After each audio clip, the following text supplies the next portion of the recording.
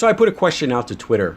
I asked people, I was in a commentary making type of mood. I was trying to get some commentaries done, kind of stack them up so I could get the scheduling, kind of get ahead in the scheduling so that I could do, keep it more consistent with my uploads.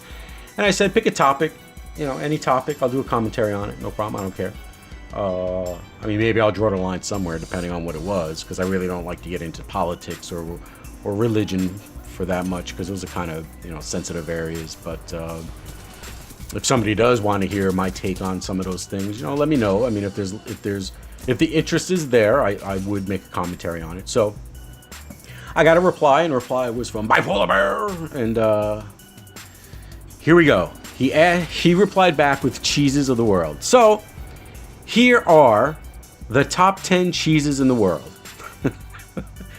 I feel so stupid for even doing this, but here we go. Now, what I did was I went to Google, I put in top 10 cheeses in the world, and I clicked on the first link, and this is what I got. Munster is number 10. This French-inspired soft cheese is a creamy delight with an orange rind. That orange comes from a seasoning called annatto, which often colors other cheeses like Colby Jack and cheddar. It also lends a slight nuttiness to the smooth creaminess. When I was a kid, not joking aside, I really did like Munster. Munster was like my favorite cheese when I was a kid. To be quite honest, I don't care too much for cheese now. Coming in at number 9, Monterey Jack. This California specialty was invented by monks who missed their European cheese from back in the old country, usually Spain. Yeah, they were a little sad. They wanted some of the home life. This semi-soft, white cow's milk cheese. Now, right there, this is not a politically correct cheese, right?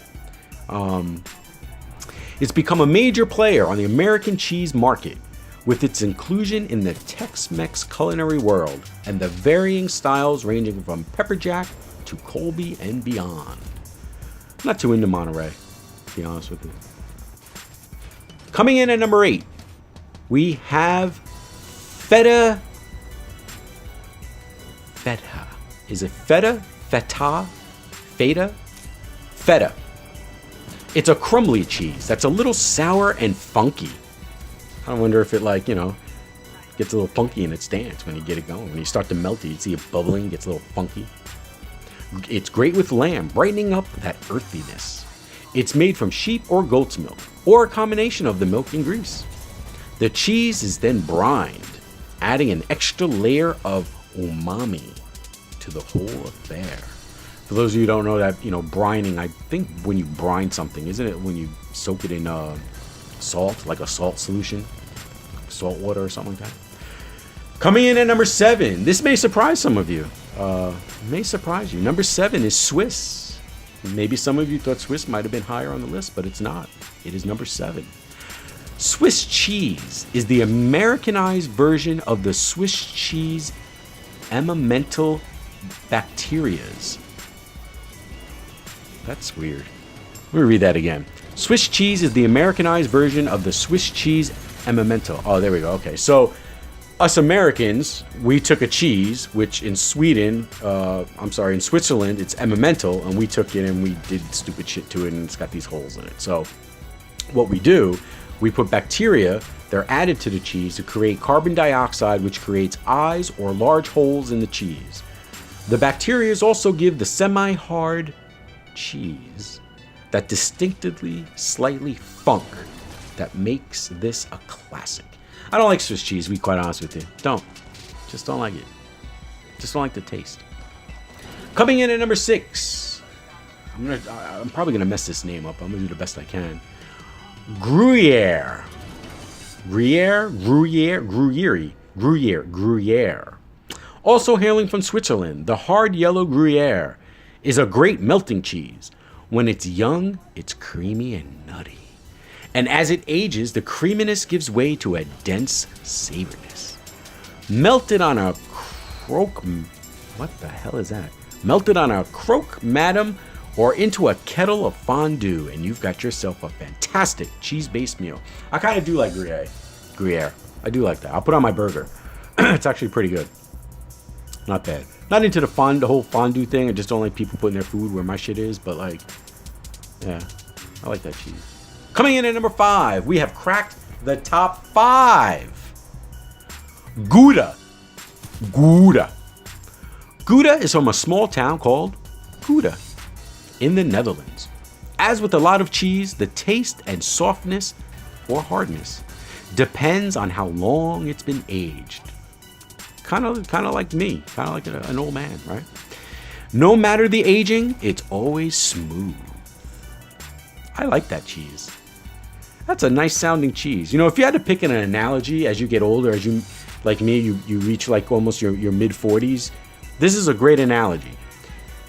It's fucking stupid. Fucking polar bear. Coming in at number 4, Brie.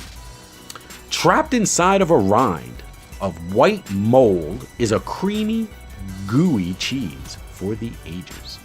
France's Brie is a wonder of bacteria and molds that allow a truly spectacular cheese to grow.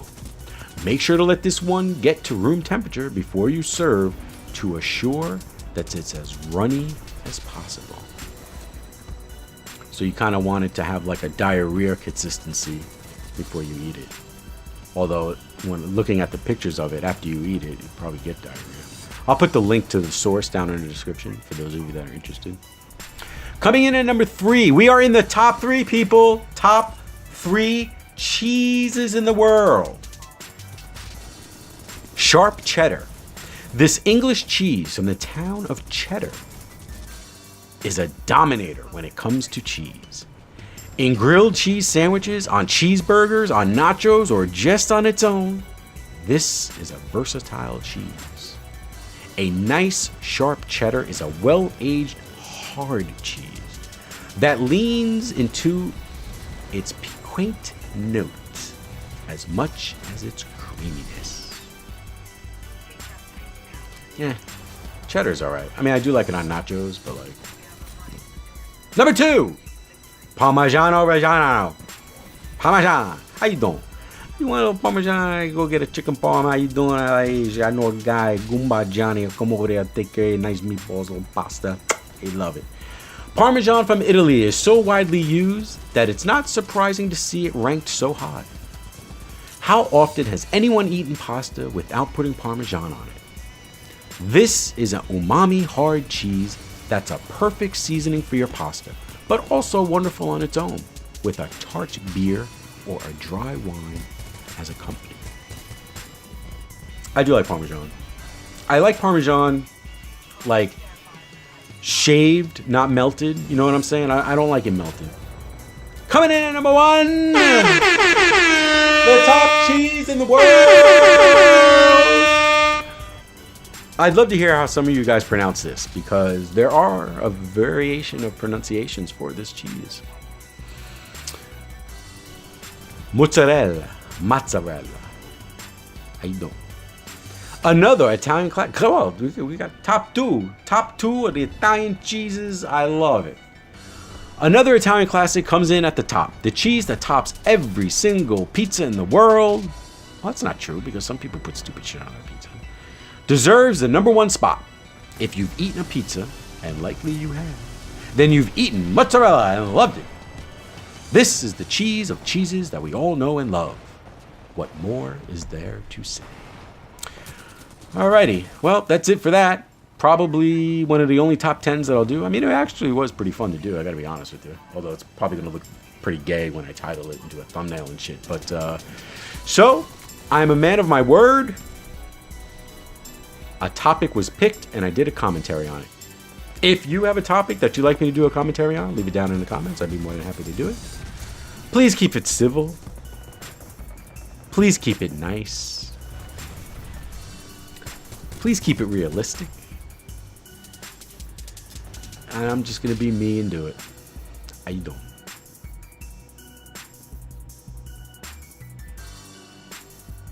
No, I'm still here. I was just kind of because I'm not doing my outro anymore, so I have no idea how to end the video. I'm just gonna let it